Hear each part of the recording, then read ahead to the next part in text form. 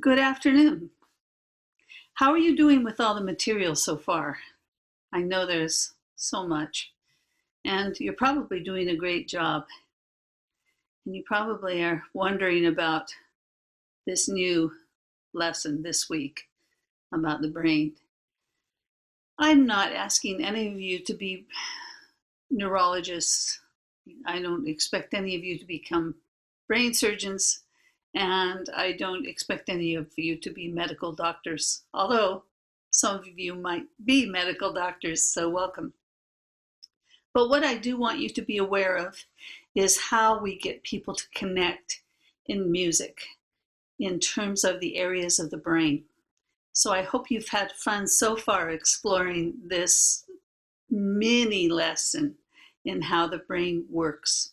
One of the things that surprises people when I tell them my stories of people I worked with is that it's a common mistake that people think you cannot learn anything new when you have dementia. That's it, you're done. It's not true. You can learn new things. And so what I try and do as I go along and excite people, get that oxygen going because that excites the brain.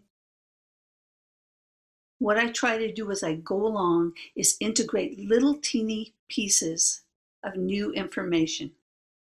I will teach them one new song every week, or I'll work on a new one that we started the previous week by just doing little teeny sections and by repeating phrases over and over. I try not to be too obvious when I do this. I try to make them think that it's just a very difficult thing to remember words, which it is for some people. But I do find that there are certain songs that I have been able to teach them entirely new information. One example would be The Happy Wanderer, Valderie Valdera, from your last week's lesson. The Happy Wanderer has a second verse to it that most people have never heard of. And so you saw me in that last lesson. I was trying to introduce new material to them by making it kind of fun. You know the first verse. I love to go wandering along the mountain track. And as I go, I love to sing my knapsack on my back. But the second verse is one most people have never heard of. I love to wander by the stream that dances in the sun. So joyfully it calls to me, come join my happy song. Valderie Valdera. Okay. So those are new lyrics. And I find by week 3 or 4, everybody knows those lyrics. One of the reasons they know the lyrics is that I am using some visual aids. They associate now this with sea or stream. So this is stream or river, sea, ocean. Okay, so rainbow, right? These are helpful. So why do the visual cues work so well? It's really it's kind of puzzling, but it's because parts of the brain that are excited by visual images are completely different than the ones that are excited by hearing, auditory images. Something else interesting, I think, about people with dementia that you're going to find is that, especially with Alzheimer's and Parkinson's, some of these, where you have visual displacement, people literally, they're so far gone in hallucinating that they really don't know their bodies, what they're like anymore. Some of them think they're still 12 and they feel like they're 12. Or some people have completely lost all of their awareness of their body. So in the stretches, I might say, stretch your arms high, and they go like this, and they think they're stretching. Then I might say, touch your forehead, and hum. And they will touch here because they think this is their forehead over here. So in their mind, they've got this huge head and they're touching the middle of their head right here. And they can even feel it in their mind. They can feel that. So one of the interesting things that you're going to find with dementia and the brain is that there are tricks being played on them all the time, on the residents.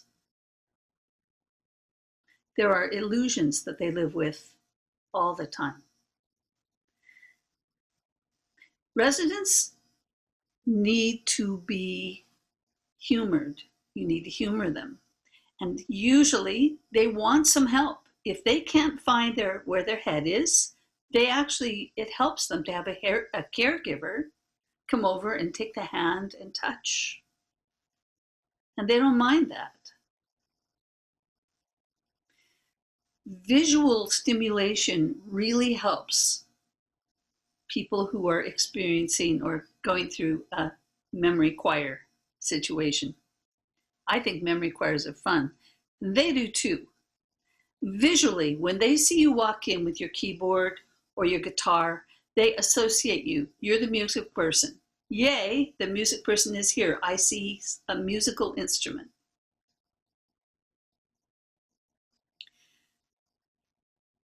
One of the things that I find interesting are the ways that the caregivers deal with the residents and their hallucinations or their illusions. In some of the care centers that I've been to, for instance, one of the people might say, "When's dinner? When's dinner? When's dinner coming? I'm getting tired. Is dinner coming?" And then, you'll have to say over and over, "Yes, dinner's going to happen in about 15 minutes. And you always pretend that they never said that ever before, even though they've said that every 5 minutes. Another interesting thing is you will see people with holding their babies, their plastic babies, and sometimes they believe they are babies. Like maybe they think they're a little girl playing with their doll, though. Or maybe they think they're a grandma holding their baby. You don't know. Sometimes you're going to find when you're teaching the choir, there might be one of the males that was, say, an American GI in Vietnam once, and they are suddenly back in Vietnam because they heard a song from the 60s that reminded them of their time in Vietnam. And that's very scary for them. They might start yelling. So, and then what do? What do? You hope that there's a caregiver in the room. And now I'm going to tell you something really, really important. So, are you listening? It is not your job ever to be a caregiver. It is not your job. If somebody falls, it is not your job to pick them up off the floor. That is the caregiver's job. They are trained to do that. You could pull out your back, or God forbid, something could happen and they could fall against some equipment and you could be sued. Yes. So do not take over the caregiver's job. Bad idea. Respect the caregiver. The caregiver knows what they're doing, okay? It's interesting because one of the other places that I work at, I think this is the only one that does this. It's interesting to me. Somebody will say, "What am I doing here? I've got to go home. I'm late to go home." And you know what the caregiver says? They say, "Oh, you've got dinner reservations here. Didn't you know that? Yes, you have dinner reservations." And it seems to always work. I don't know why, but it's great. It's a great trick. I have dinner reservations. Okay, so the dinner reservation trick. I love that. And another one is somebody will say, "Oh, my daughter's supposed to pick me up. We're supposed to go shopping." And the caregiver will say, "Well, they'll be here in an hour. They'll be here in an hour. Just relax and enjoy the choir. You're in choir right now, so just relax and enjoy it. And in an hour from now, they're going to come and pick you up." which is a complete and total lie.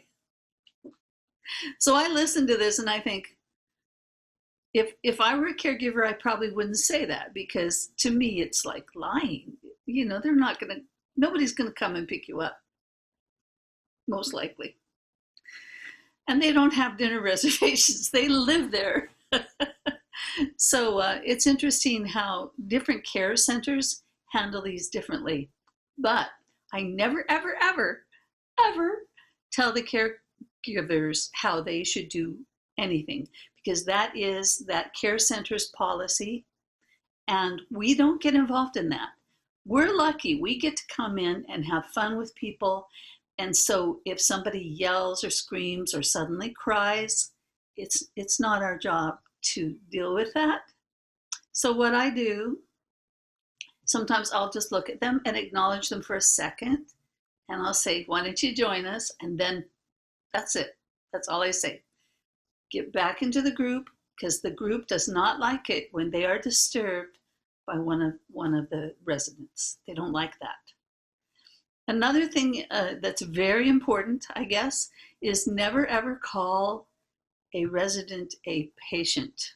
That is against policy. In most care centers, you never ever call a resident a patient, okay? Because they start feeling like, what kind of a patient am I? Am I in a mental asylum? That's their first thought.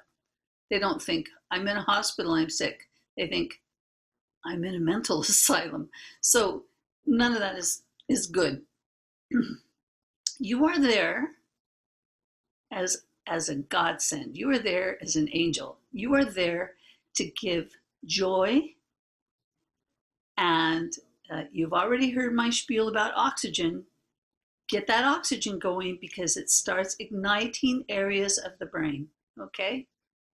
I'll talk more to you about this later, but it's important that you understand what your job is and what your job is not.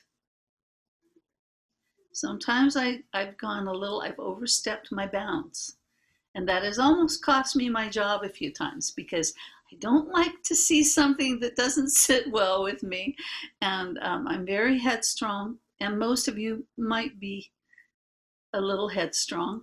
If you're a musician, maybe it's part of our makeup to get involved. But don't get involved. You're already providing the greatest service in the world. You're making somebody happy, even for an hour. That is happiness. And you're helping somebody's brain connect. Connect, connect. All right? Today's lecture is not very long. You are flooded with material today about the brain, and that's pretty heady. So your assignment for today is to learn 3 more songs and enjoy it. And remember, you are also here to have fun, okay? You got the funnest job in the world. Singing, leading people in sing-alongs is about the funnest thing in the world. So I will see you soon. And I hope you're learning your songs and you're doing your exercises. Till next week. Next week, week 3. Cheers.